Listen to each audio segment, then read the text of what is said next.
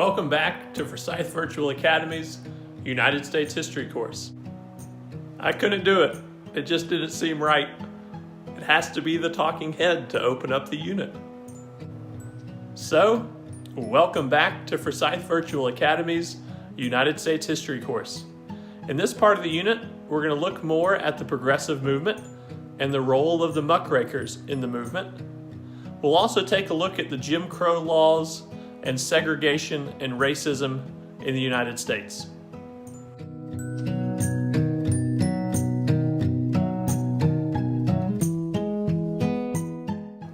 The progressive movement was highlighted by labor unions who sought to improve the welfare and working conditions of industry workers.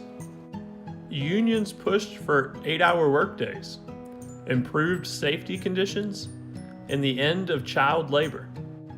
Women played a large role in progressivism. They worked for suffrage, regulation of child labor, expanded public schooling, the establishment of libraries, care for the mentally ill, and improved housing and medical treatment for the poor. Jane Addams and Ellen Starr Gates opened Hull House in Chicago in 1889. Hull House was a famous settlement house which helped immigrants and the poor. It was a place to gain recreation, education, and social activities.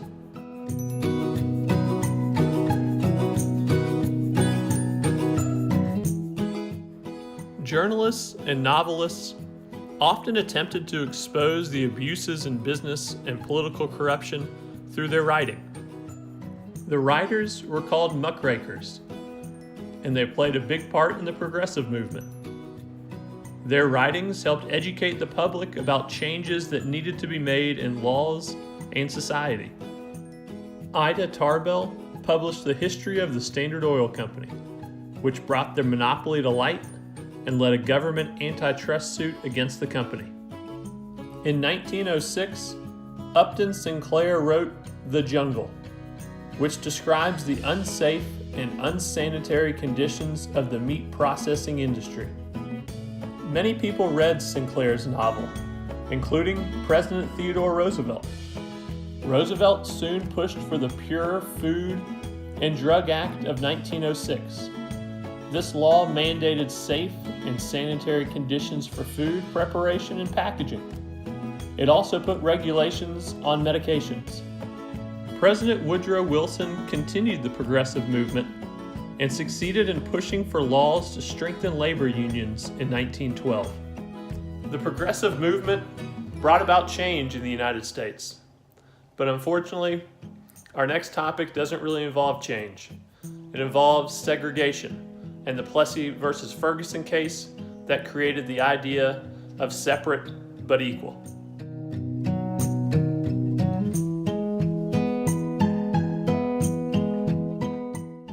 Jim Crow laws forced the segregation of races across the United States. In 1890, the state of Louisiana passed the Separate Car Act. This law required the separation of blacks and whites on railway cars. The law came into question in the Supreme Court case of Plessy versus Ferguson in 1896.